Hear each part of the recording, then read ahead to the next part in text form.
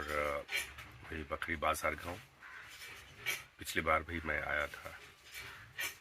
तो अब ये गांव तो मेरा बहुत पुराना गांव है, 35 वर्षों से ज़्यादा का रिश्ता है इस गांव से, नाता है इस गांव से, एक जुड़ाव सा हो गया है। शुरू में भी जब मैं 35 साल पहले यहाँ था तो इसी झोपड़ी में रहता था, और ये झोपड़ी मेरे लिए बहुत महत्वपूर्ण है। ये झोपड़ी नहीं, मेरे लिए एक शिक्षादायिनी और जीवनदायिनी एक माँ की तरह है, जिसकी गोद में बैठकर मैंने अपना शोध किया। और यहीं से मैं विभिन्न जगहों पर जाता था और विभिन्न लोगों से मिलता था। और यहाँ पर तो स्वर्गीय आदरणीय शंकर महतो जी के सानिध्य में रहकर थारुओं के बारे में, थारुओं की संस्कृति के बारे में बहुत कुछ जानने का प्रयास किया। और उनका हमेशा प्रेम स्नेह हमेशा मिलता रहा। उसे ऐसा प्रतीत होता था जब भी मैं आता था कि जैसे कोई भगवान सदृश कोई व्यक्ति आ गया हो, जबकि मैं तो एक साधारण इंसान हूँ, लेकिन उनका प्रेम और स्नेह इतना ज़्यादा था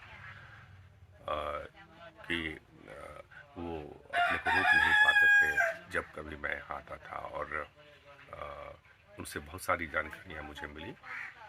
और इसके बाद बताया था कि मैं पिछले कई वीडियो में कि मैं इस झोपड़ी में रहा हूँ, इस गाँव में रहा हूँ, और ये रिश्ता जो है 35 वर्षों का है। और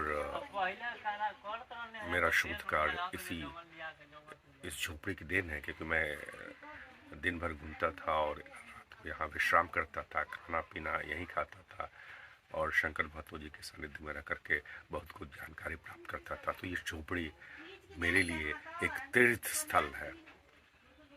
और उस समय भी मैं अभी उठ तो गया हूँ, सुबह में 5 बजे उठ गया हूँ और नित्य क्रिया करना चाहता हूँ, लेकिन बारिश होने लगी और हम लोग निकल नहीं पाए। और यहाँ शौच की व्यवस्था वही है जो उस समय थी कि शौच के लिए बाहर ही जाना पड़ता है। अभी कोई शौच की व्यवस्था घर में नहीं है। कुछ इसके कारण हो सकते हैं, अपने व्यक्तिगत कारण यहाँ का हो सकता है, लेकिन शौच की व्यवस्था नहीं है, इसलिए बाहर ही जाना पड़ेगा। तो मैं अभी भी प्रतीक्षा रत हूँ। और उसके बाद मैं ये कहूँगा कि उनके बच्चों के बच्चे भी वही प्रेम और स्नेह दे रहे हैं, इसलिए मुझे कोई भी बाधा, कोई भी विपरीत परिस्थितियाँ मुझे हतोत्साहित नहीं करती, बल्कि मैं हर चीज़ का, हर परिस्थिति का आनंद लेता रहता हूँ। क्योंकि तीर्थ स्थल में जब आप हैं तो जो छोटी मोटी बाधाएं आती हैं, संकट आते हैं, विपत्तियाँ आती हैं, वो आपके आत्मबल और आपके आत्मविश्वास की परीक्षा लेती है। तो ये परीक्षा है मेरे लिए। और मैं पहले भी ऐसी स्थितियों से, मैं इस तरह के विभिन्न स्थितियों से, आपदाओं से, विपदाओं से, संकटों से जूझ चुका हूँ, संघर्ष कर चुका हूँ, इसलिए मुझे कोई ऐसा ये नहीं लगता है। हाँ, लेकिन ये सुबह का मेरा जो कार्यक्रम होता है उसमें व्यवधान थोड़ा बढ़ गया, लेकिन ठीक है, जैसी स्थिति है, जैसी परिस्थिति है, वैसे आदमी को करना चाहिए। तो अब सुबह में अचानक बारिश हो गई और जिसके कारण सारा कार्यक्रम गड़बड़ा गया। और मैं बिना शौच के कुछ और कर नहीं सकता हूँ। जैसे आसन प्राणायाम भी करना है तो पेट तो खाली रहना चाहिए। तो अब यही स्थिति है।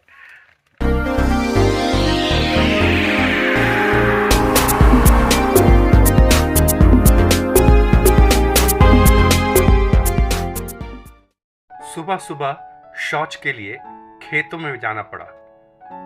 आज से 35 साल पहले भी जाता था और आज भी जा रहा हूं। उसके बाद दंत प्रक्षालन, दांत की सफाई दातुन द्वारा, और फिर बेल का शरबत। आनंद आ गया। और फिर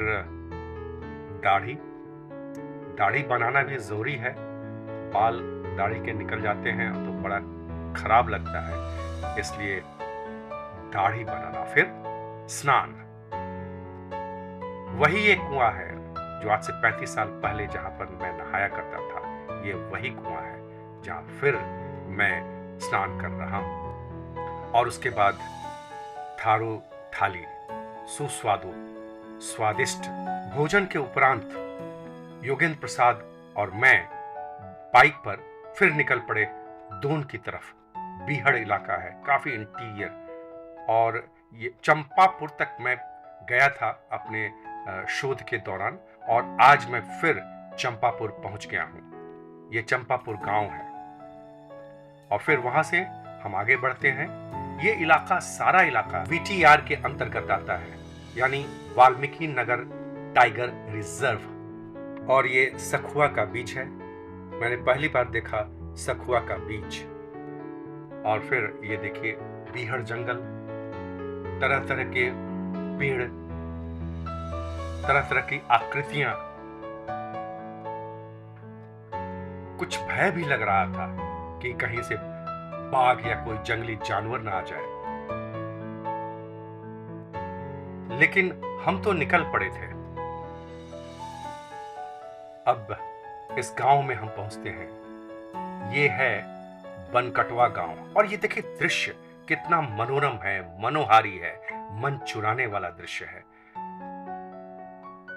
गांव में अभी पूरी सुविधाएं नहीं है, सड़कें ठीक नहीं है, बिजली पहुंच गई। हाँ, अब गांव में पहुंच गए तो यहाँ के कुछ लोगों से हम लोगों ने विचार विमर्श किया, बहुत अच्छा लगा। बहुत सीधे सज्जन इनोसेंट लोग हैं। और ये देखिए, ये भी थारू ही हैं और ये अपने से घर बना रहे हैं। और ये है हठी माई का मंदिर, जो थरुहट के पश्चिम भाग में काफी प्रचलित है, इसकी काफी मान्यता भी है। और रामनवमी के समय में यहाँ पर बहुत बड़ा मेला लगता है। फिर से देखिए थरुहट का, दोन का ये दृश्य कितना अच्छा लग रहा है, कितना सुंदर। ऐसा दृश्य आपने सोचा नहीं होगा कि इस इलाके में होगा। और यहाँ बस नहीं चलती है, यही चलता है, इसी से आना जाना होता है। लग रहा है कि इस इलाके में कहीं कहीं पानी का अभाव है, तभी तो ये महिलाएं दूर दूर तक जाती हैं पानी लाने के लिए। और ये देखिए यहाँ पर एक घास होता है जिससे रस्सी का निर्माण होता है। जंगल के बीच से हम गुजर रहे हैं और अब ये आ गया सड़क। कितनी अच्छी सड़क है, ये बॉर्डर रोड ऑर्गेनाइजेशन द्वारा बनाई गई सड़क है। और ये थारू जनजाति के साधु बाबा हैं, कई पेड़ इन्होंने लगाया हुआ है अपनी क्यारी में। और फिर सुंदर दृश्य, मनोहारी दृश्य, कितनी अच्छी जगह है। ये पर्यटन स्थल के रूप में डेवलप किया जा सकता है। और हम पहुंच गए भितिहरवा। भितिहरवा, जहां महात्मा गांधी ने अपने सत्याग्रह की शुरुआत की थी चंपारण में, और बेसिक एजुकेशन की नींव डाली थी, ये वही जगह है। नरकटियागंज से ठोरी के बीच के रेलवे लाइन को ब्रॉड गेज में कन्वर्ट किया जा रहा है और उसी का ये काम चल रहा है। मैं बहुत बहुत धन्यवाद देना चाहूंगा श्री शंकर महतो जी की पोतियों को और योगेंद्र प्रसाद की बेटियों को, जो इतना सुस्वादु स्वादिष्ट खाना बनाती हैं। और फिर रात्रि विश्राम।